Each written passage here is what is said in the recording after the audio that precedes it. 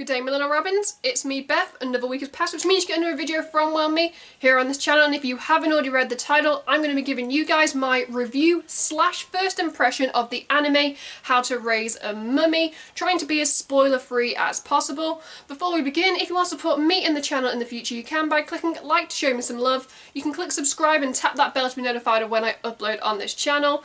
Enough rambling, let's just dive right into some good old anime.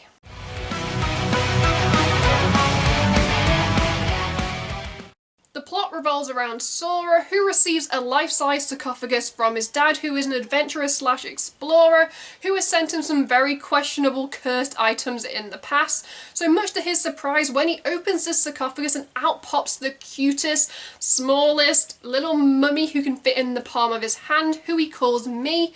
Along the way, his friends and family, find their own creatures. These include an Oni child or an Oni child, a Baka, and an adorable dragon, so of course shenanigans is going to take place. Me is a super cute character, and it's so nice to watch his interactions and relationship with Sora grow over the series. Me is very much like a baby because it's very trial and error what he likes. I also find the interactions with Sora's best friend Tezuki, who terrorizes the poor mummy, and Me is just so scared of him until Tezuki falls under his charm and realizes I don't need to know what's under the bandages. I believe animes that, introduce these kind of cute characters, they know what they're doing, because as soon as you see the poster or as soon as you see the opening, you're just there yes, Me is adorable, Me is small, we must protect this cute little mummy at all costs. As a whole, this anime has one of the best supporting casts that I have watched recently in an anime, and trust me, 2020 I have been watching a lot of anime.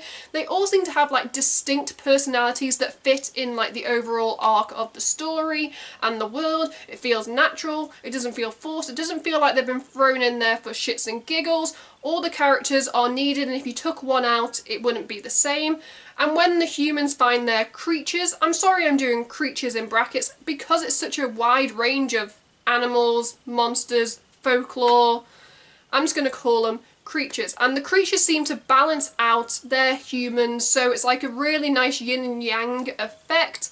And this is just such a wholesome series, and yes, watch it. Here in the UK, you can watch the anime on Crunchyroll. I'm not sure if you can watch it anywhere else, but you'll probably tell me in the comments that you can. And it's currently, I believe, subbed, not dubbed, though I wouldn't be opposed, to a dubbing in the future if the cast was right. This is such a cute and light-hearted series that, I had no problem binging it in one day.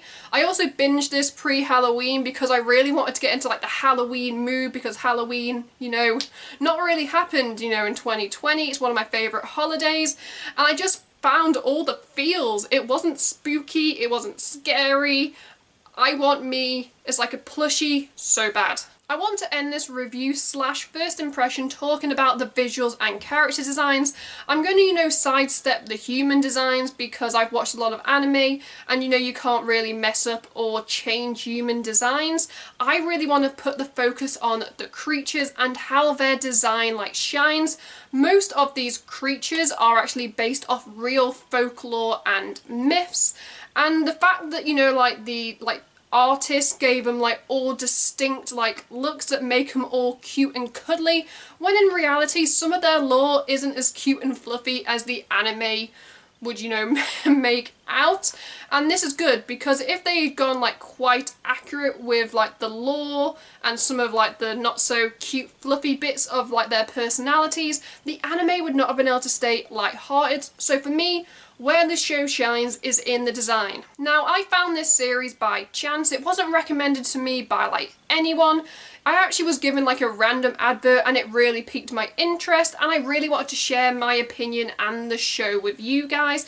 In the comments below, I'd love to hear your guys' thoughts and opinions. If you have watched the series, tell me what you think. If you want to recommend me, some anime to watch in the future, the comments is the place to go. As you should know by now on this channel, everyone is entitled to their own opinion. I have given you my opinion, so now the comments is the place to go for, well, your opinion. Let's just wrap up this video before I continue to ramble. If you want to support me and the channel in the future, you can by clicking like to show me some love. You can click subscribe and tap that bell to be notified of when I upload on this channel. At the end of this video, you can check out my last 2 videos or playlist, depending on what mood I'm in when I'm editing this. Until next time, keep watching anime, keep reading manga. I'm Beth. Goodbye.